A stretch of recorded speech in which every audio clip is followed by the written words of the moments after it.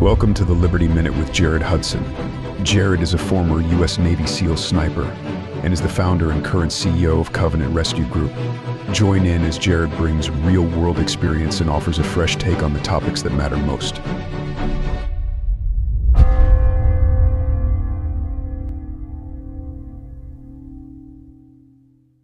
Hey guys, Jared here, bringing you today's Liberty Minute. Today we're going to cover the Sixth Amendment of our Bill of Rights. And this one's really important to me because as we read this, you might be able to see, or at least I'm going to explain if you don't see it as I read it, how this impacts a lot of what I do as a law enforcement officer, but in particular, what our organization does with Covenant Rescue Group and how we train law enforcement officers to effectively make child prosecution or child exploitation cases so that we don't just make the arrest, but we also can have a successful prosecution at the end.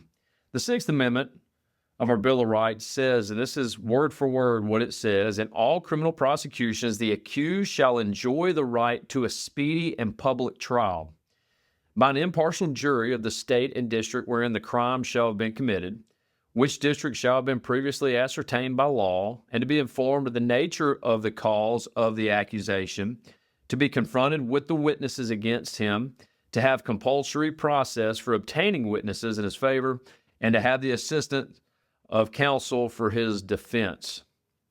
So, essentially, the Sixth Amendment gives us the ability not to have prolonged lawfare going on. We have a speedy trial, or we have the right to a speedy trial, which means I'm not charged and then I'm waiting, 3-6 months, a year for something to happen. Generally speaking, you're gonna have something, at least your initial hearing, within 72 hours. I know most of the ones that we make when they're child exploitation cases on human trafficking, especially in the state of Alabama, where we're able to trigger a NIS law hearings, we can hold without bond at that point in time.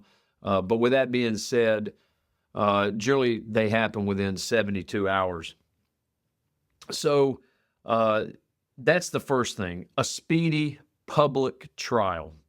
And the jury that is at that trial is impartial, but it's a jury of the jurisdiction that you're in or the area you're around. So in Alabama, there are 41 prosecutorial jurisdictions, and where that crime takes place, if it's a state or a local crime, your public trial will be held in one of those specific jurisdictions. There's 2 federal jurisdictions in Alabama, if I remember right. There's the Northern District and the Middle District of Alabama. The Northern District is pretty much a little bit of Montgomery and everything above, a little bit above Montgomery and everything above that.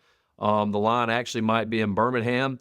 And then the Middle District is Montgomery all the way to South Alabama. I believe those are the 2 federal districts for a total of 43 prosecutorial jurisdictions in Alabama. Somebody could probably look it up and tell me I'm wrong, but I believe that's it. 41 state jurisdictions and 2 federal jurisdictions. So whoever's accusing you of the crime, that specific jurisdiction, or whoever has the probable cause to arrest you of the crime, it's that specific jurisdiction that you go to trial in ultimately for the prosecution of that crime. Now, one thing to think about is there's a requirement that the guilty be accused or be confronted by the witnesses of the crime. Now, this is where it's very important for us to take a minute and look at some of the stuff we see and we deal with.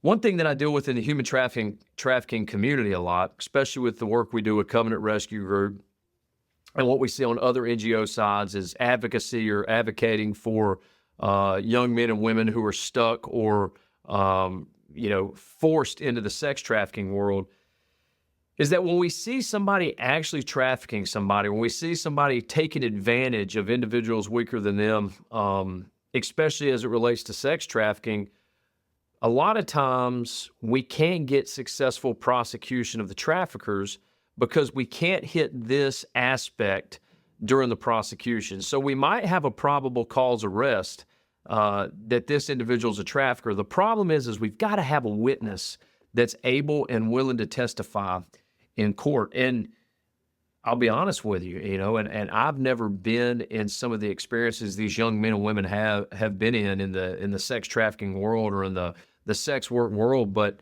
a lot of them don't want to testify. A lot of them don't feel comfortable going on a stand and testifying about the crimes that were perpetrated against them from this individual who we are arresting and trying to prosecute because of human trafficking. So you see a lot of these individuals going free, not because of the system, not because of red tape or anything like that, literally because of what's been outlined from the foundation of this country and the U.S. Constitution is we got to have a witness, and a lot of times we can't get a witness to get on the stand. And that's important. And I believe that, and I believe it's a standard that still needs to be held because it's our U.S. Constitution. If they want to change it, or if we believe it needs to be changed, then levy Congress for an amendment. Go to Congress and say, hey, we need an amendment in place to change the amendment for witnesses against the individual who's being accused. I don't agree with that. I think having witnesses is a good thing. And the way we work with Covenant Rescue Group is we teach law enforcement agencies how to be the witness themselves based on decoy operations. So essentially we're making arrest on the intent and the belief that they're going to purchase a child, and they go all the way through with it, except they're not purchasing a child. The law enforcement agent is posing as a child. I believe we get into some murky waters there some. I'm not big on not having a victim that is a true victim in the victim box. I don't like having the state of Alabama, like many charges we have, as the victim in the victim box, or society as a whole. I think that victim box should be for individuals. However, what I've learned in these types of cases, in human trafficking cases, if we're going to maintain the Sixth Amendment, which is written in place to limit the government, to say these are the rights that you as a citizen, as an individual have, and it limits the government from being able to take those rights from you. I believe if we're going to still successfully uphold that, but also go after individuals who are targeting children primarily, but also young men and women who might not be children, maybe they're juveniles, maybe they're just a little bit older than juveniles, or even adults who are stuck in the trafficking world, the way we do that is through removing the need for a witness by becoming witnesses ourselves. And that is true undercover work in law enforcement. And I believe that works well in upholding the Constitution, upholding the rights of the individual citizen while going after individuals who are targeting those weaker than them. And one of the things that we've noticed is that about 70% of the individuals that we arrest, they have not previous victims, but victims currently ongoing in their life. The last thing I'll leave you with is with these, 93% of the perpetrators of sex trafficking, particularly, are known to the victim. They're either family member or friends. They're known to the victim. And the only way that you can specifically target that and maintain this Sixth Amendment of the Constitution is to pose as someone underage and hopefully catch the bad guys that are doing this to other people. And then you don't need a witness. You don't need a witness that has actually been raped or trafficked or had all these bad things happen where they don't want to sit on a stand. They don't want to go up and talk about it. Maybe the witness is a child. You don't have to have that witness because me as an undercover law enforcement agent, I am a witness in that case myself. And that is how we work to uphold the Sixth Amendment while also working to uphold what we're called to do as law enforcement and protect the community around us. But with the Sixth Amendment, we see that we have a right to a speedy trial. I'm all for that. Let's get this thing knocked out so we don't, have it going on forever. An impartial jury, which is just a jury of people from where we live at. If we're, here in the 10th Judicial Circuit, then it's going to be people from the 10th Judicial Circuit, and they've got to be impartial to me, and that's one of the problems with news media. We go back to the First Amendment, right? The freedom of the press. Well, the problem is the press is oftentimes we get a trial by mob, or we get a public trial to people who are partial to one side or the other, as opposed to an impartial jury. So that does become a problem for us sometimes, but it's supposed to be an impartial jury where the crime was committed. And then you need to know the nature and the cause of the accusation. Hey, we're arresting you for human trafficking 1. And then confront witnesses and then compel the witness to testify in their favor, all the while allowing for legal representation of the individual who's being accused. That's one last thing. I really struggle with defense attorneys who, for a paycheck, will go in and they'll molest a solid case just because they hold to this, hey, I've got to provide legal representation.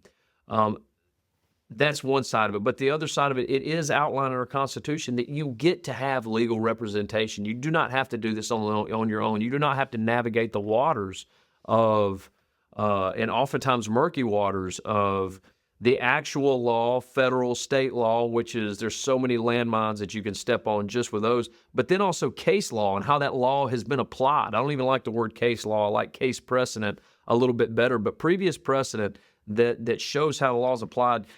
You got to have counsel. You've got to have good attorneys. One thing I would encourage you to do if you're an attorney and you're listening, we have really good attorneys that work with us and work for us with Covenant Rescue Group and also with my for-profit company, the Shooting Institute.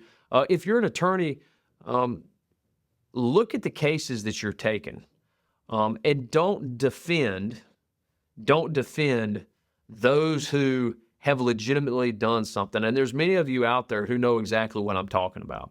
If someone's legitimately done something, find a reason not to defend them because they don't deserve this. They deserve to be successfully prosecuted. And those who haven't legitimately done anything, defend them to the nth degree. Defend them till you can't defend them anymore, because we want to make sure, and that's the whole point of the Bill of Rights, the U.S. Constitution, in particular the Bill of Rights, is to uphold the individual's right to life, liberty, and pursuit of happiness, or life, liberty, and property, as John Locke would say. Now, we just talked about the Sixth Amendment, and we're going to carry this over into the Seventh Amendment, because the Seventh Amendment ties very closely to the Sixth. The Sixth Amendment is essentially your right to trial by jury in criminal cases. The Seventh Amendment says, in suits at common law where the value in controversy shall exceed $20, the right of trial by jury shall be preserved, and no fact tried by a jury shall be otherwise reexamined in any court of the United States than according to the rules of the common law. So, essentially, in short, the Sixth Amendment is our right to a trial by jury, a jury of our peers, for criminal cases. The Seventh Amendment is the same thing, except for it applies to civil cases. Now, what's the difference in a civil and a criminal case? A civil case would be lawsuits involving like disputes over property, money, or anything of value, maybe a contract, a business contract. That's going to be my civil case. Now, it says it exceeds $20. Obviously, during that time, $20 was far more valuable than it is now. Let's look up and see. Maybe I can find what $20 actually looked like from 89 to now. How much was $20 worth in...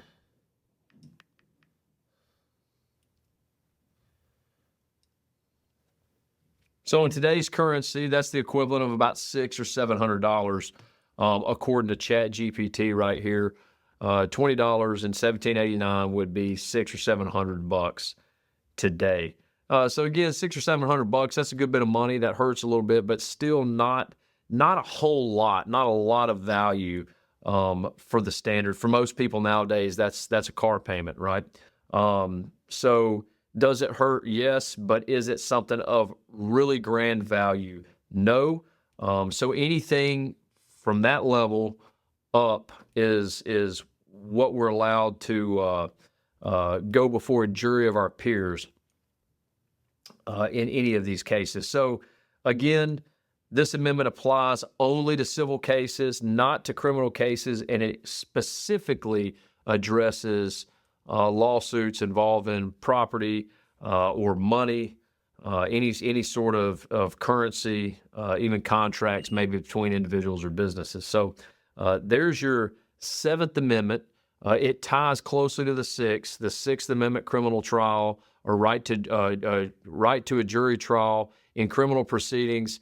Your Seventh Amendment, your right to a trial for a trial by jury of your peers as it relates to civil proceedings. And that's your Liberty Minute.